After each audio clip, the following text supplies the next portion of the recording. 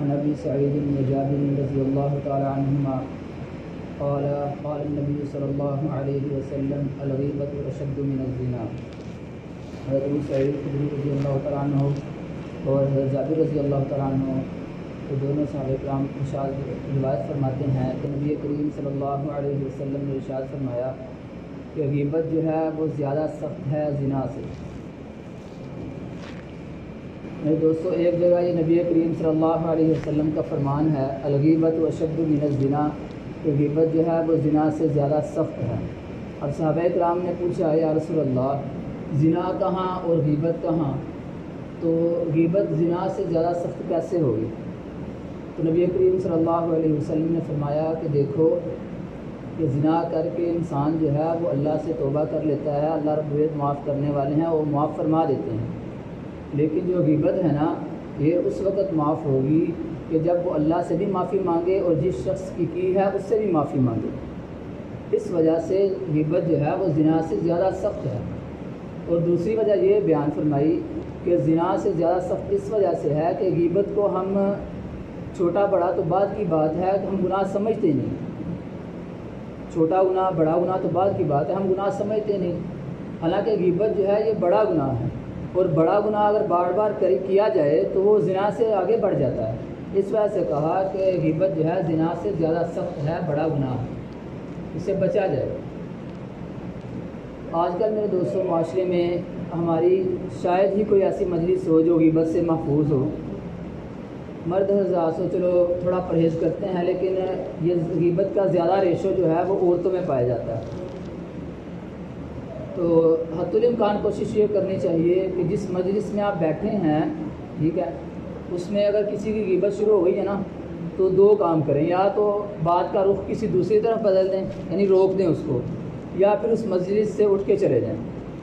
اگر یہ دونوں کام آپ نہیں کر سکتے ٹھیک ہے وہاں ہی بیٹھے ہیں تو آپ اللہ کا ذکر شروع کر دیں. ٹھیک ہے, کوشش کریں کہ غیبت نہ سنیں کسی دوسرے انسان کی, دوسرے مسلمان. کیوں؟ کیونکہ جیسے غیبت کرنا گناہ ہے اسی طرح محدثین نے فرمایا غیبت سننا بھی حرام ہے, گناہ ہے. تو سننے سے بچنے کے لیے یہ دو طریقے اختیار کیے جاتے ہیں, یا تو اسے روک دیا جاتا ہے یا مجلس سے اٹھ جایا جاتا ہے, یا پھر ذکر کر لیا جاتا ہے اللہ کا تاکہ وہ سننے سے بچ جائے بندہ. اگر پھر بھی سن لے کان میں پڑ جائے اس کی غیبت تو اس وقت معاوضہ نہیں ہے اس پر, کیونکہ اس نے اپنی احتیاط پوری کی ہے, جو اس کے بس میں تھا اس نے کیا. اور غیبت سے جو کیا کہتے ہیں بندہ بچے, اس سے رکنے کے جو اسباب ہیں یعنی غیبت کرنے کے اسباب, ہم چند وجوہ کی بنا پر کسی دوسرے انسان کی مسلمان کی غیبت کرتے ہیں. پہلا تو یہ کہ ہمیں کسی دوسرے پر غصہ ہوتا ہے, ٹھیک ہے, غصے کی بنا پر ہم کسی دوسرے کی غیبت کر دیتے ہیں. ٹھیک ہے, یا ہم لوگوں کی دیکھا دیکھی غیبت کر دیتے ہیں. مجلس لگی ہوئی ہے, ایک فلاں کی کر رہا ہے اور اس کی ختم ہوگی دوسرا شروع کر دیتا ہے, یار فلاں بھی ایسے کر رہا تھا. ایک تو دیکھا دیکھی یہ زیادہ چل رہا ہے آج کل. مجلس لگی ہوئی ہے تو دیکھا دیکھی ہر ایک دوسرے کی غیبت کر رہے ہیں, ایک کی ختم ہوتی ہے دوسرا شروع کر دیتا ہے. اور دوسری وجہ یہ بیان کی جاتی ہے کہ غصے کی وجہ سے ہم ایک دوسرے کی غیبت کرتے ہیں. غصہ ہوتا ہے, ناراضگی ہوتی ہے تو ہم اس کے عیب جو ہے بیان کرنے لگ جاتے ہیں. اب غیبت کیسے کہتے کسے ہیں, اس کی تعریف محدثین فرماتے ہیں کہ غیبت جو ہے وہ بلا ضرورت کسی شخص کے اس عیب کو بیان کرنا جو اس کے اندر پایا جاتا ہے. بلا کسی ضرورت کے اس شخص کے عیب کو بیان کرنا جو اس کے اندر پایا جاتا ہے, یہ غیبت کہلاتی ہے. اب بلا ضرورت کی قید کیوں لگائی؟ ایک موقع ایسا ہے جہاں ضرورت پیش آتی ہے, بلکہ وہاں باعث اجر ہے, ثواب ہے کہ ہم اس کے عیب کو بیان کریں. وہ جیسے آج صبح مولانا نے درس میں بیان کیا نا کہ فاسق اور فاجر دھوکے باز ہوتا ہے.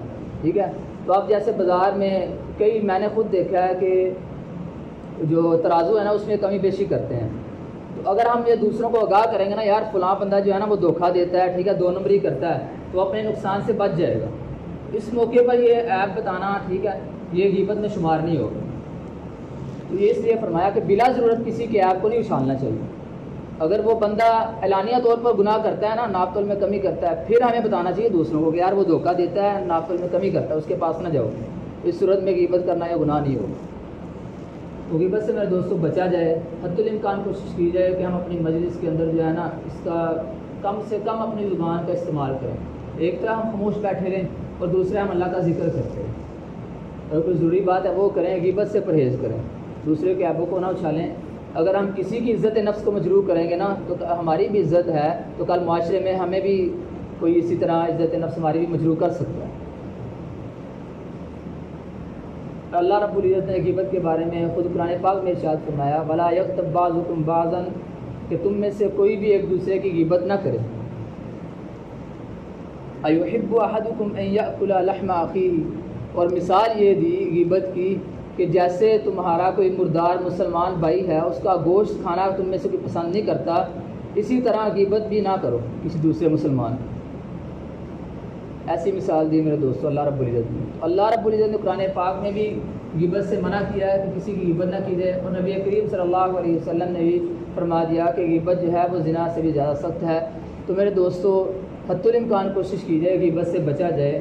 اللہ رب العزت سے دعا ہے کہ اللہ رب العزت ہمیں غیبت سے بچنے کی توفیق عطا فرمائے، اور اس کو میرے دوستو گھر میں اپنی عورتوں کو بھی بتائیں کہ غیبت سے پرہیز کریں. رمضان ہے، ایک تو ملنا جلنا ختم کریں نا دوسروں سے، یہ مہینہ ہے یہ خاص کریں اللہ کے لیے اور اپنے لیے کچھ کریں.